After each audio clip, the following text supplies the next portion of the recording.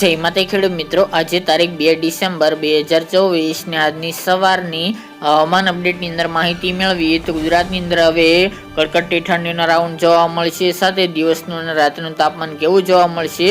10 થી લઈને 13 ડિગ્રીની રેન્જમાં તાપમાન નોંધાઈ શકે છે. કડકડતી ઠંડી આવી રહી છે તેની માહિતી મેળવીશું. સાથે જ આગામી દિવસમાં એક માવઠાની સંભાવનાઓ છે, તો કયા કયા ભાગોની અંદર માવઠાની અસર જોવા મળશે, સિસ્ટમની અસર જોવા મળશે તેની પણ અપડેટ મેળવીશું. ચેનલમાં નવા હોય તો ચેનલને સબસ્ક્રાઇબ કરી નાખજો અને વિડીયોને લાઇક આપીને શેર કરી દેજો.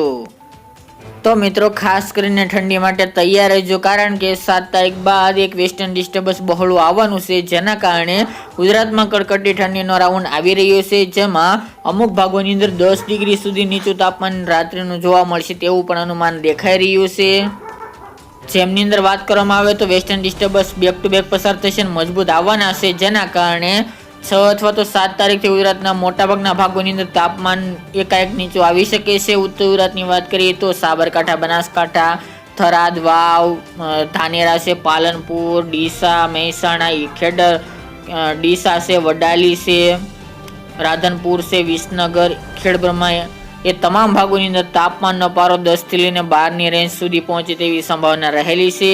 જ્યારે કચ્છમાં ખાવડા, નલિયા, અંજાર છે, રાપર છે, ધોળાવીરા, ગાંધીધામ સહિતના ભાગોની અંદર 10 થી 12 ડિગ્રીની રેન્જમાં તાપમાન પહોંચી જાય તેવી સંભાવના છે. અમદાવાદ, ગાંધીનગર, ખેડા, વડોદરા તેમજ વિરમગામ છે, બરોડા છે, આણંદ, બોરસદ, દાહોદ, ગોધરાનો વિસ્તાર છે, એ ભાગોની અંદર પણ તાપમાનનો પારો 10 થી લઈને 13 ડિગ્રીની રેન્જમાં જોવા મળશે. દાહોદ, ગોધરા, મહીસાગર, વડોદરામાં થોડુંક તાપમાન 1 થી 2 ડિગ્રી વધુ ઊંચું રહે તેવી સંભાવના રહેલી છે. જ્યારે સૌરાષ્ટ્રની વાત કરીએ તો જેમાં જુનાગઢ છે, અમરેલી એ ભાગોની અંદર તાપમાન 13-14 ડિગ્રી રહેવાની સંભાવના દેખાઈ રહી છે. ભાવનગર, રાજકોટ, દરિયાકાંઠાના ભાગોની અંદર 14, 15, 16 ડિગ્રી, પોરબંદર, દ્વારકા, જામનગરમાં પણ 18, 19, 20 ડિગ્રી આસપાસ તાપમાન જોવા મળશે. હળવદ, સુરેન્દ્રનગર, મોરબીમાં 13 થી લઈને 14 ડિગ્રી આસપાસ તાપમાન જોવા મળે તેવી સંભાવના રહેલી છે. તો ધીરે ધીરે તાપમાન ઘટતું જોવા મળશે અને 9-10 તારીખ દરમિયાન પણ ઘણા ભાગોની અંદર, જેમાં સૌરાષ્ટ્રના ભાગોમાં પણ તાપમાન 10 થી લઈને 12ની રેન્જમાં આવશે, એટલે કે કડકડતી ઠંડીનો રાઉન્ડ જોવા મળશે.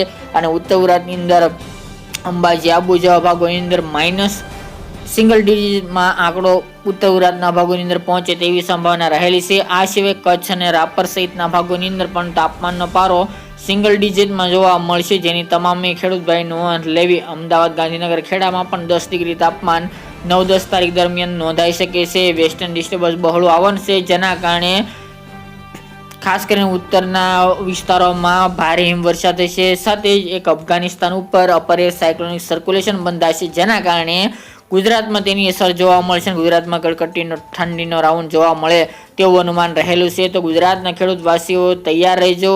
ખાસ કરીને કડકડતી ઠંડી માટે નવેમ્બર મહિના દરમિયાન ખાસી એવી ઠંડી નહોતી જોવા મળી, પરંતુ હવે ઠંડીનો રાઉન્ડ મોટો જોવા મળે તેવી શક્યતા રહેલી છે. બાકી હવામાન અત્યારે ગુજરાતનું આગામી દિવસમાં પલટવા જઈ રહ્યું છે. 3 અથવા તો 4 તારીખ દરમિયાન હવામાનમાં પલટો આવવાની સંભાવના છે. અને ગુજરાતમાં 4 અથવા તો 5 તારીખ દરમિયાન હળવા ઝાપટા કોઈક જગ્યાએ પડશે, જેમાં દક્ષિણ ગુજરાતનો સમાવેશ જોવા મળી રહ્યો છે. ખાસ કરીને જે બંગાળની ખાડીની સિસ્ટમ હતી તે અરબી સમુદ્રમાં પહોંચવા આવી છે, એટલે કે 4 અથવા તો 5 તારીખે પહોંચી જશે, જેના કારણે તેની અસર ગુજરાતમાં જોવા મળશે. અને સૌરાષ્ટ્રના ભાગો, દક્ષિણ ગુજરાતના ભાગોની અંદર વાદળછાયું વાતાવરણ અને ઘાટા વાદળો બંધાય 4 તારીખથી તેવી સંભાવના રહેલી છે. દક્ષિણ ગુજરાતના વલસાડ, વાપી, કપરાડા, સુરત, નવસારી, ડાંગ, આહવા, તાપી જેવા ભાગોની અંદર હળવા ઝાપટા તો કોઈક જગ્યાએ છાંટછૂટ પડી શકે છે. બાકીના ભાગોની અંદર ઘાટા વાદળો બંધાશે. વાદળછાયું વાતાવરણ મોટાભાગના ભાગોની અંદર સૌરાષ્ટ્રના હોય કે કચ્છના ભાગોની અંદર વાદળછાયું વાતાવરણ જોવા મળે 6 તારીખ સુધી તેવી સંભાવના રહેલી છે. જેમ સિસ્ટમ ગુજરાતથી દૂર જશે તેમ ગુજરાતમાંથી ખુલ્લું વાતાવરણ થતું જોવા મળી શકે છે. અને 7 અથવા તો 8 તારીખથી ગુજરાતમાં કડકડતી ઠંડીનો રાઉન્ડ જોવા મળશે અને તાપમાન ઘણું બધું નીચું આવે તેવી સંભાવના રહેલી છે. આમ ગણવા જઈએ તો 6-7 તારીખ દરમિયાન વાદળો જોવા મળશે, પરંતુ તે હાઈ લેવલના હશે તેમજ એકદમ સાવ ઓછા હશે. એના અનુસંધાને ગુજરાતમાં, એટલે કે માવઠાની અસર થયા બાદ ગુજરાતમાં કડકડતી ઠંડી જોવા મળશે, જેની તમામે ખેડૂત ભાઈ નોંધ લેવી. વધુ અપડેટ આપતા રહીશું. આજની સવારની માહિતી માટે આટલું જ.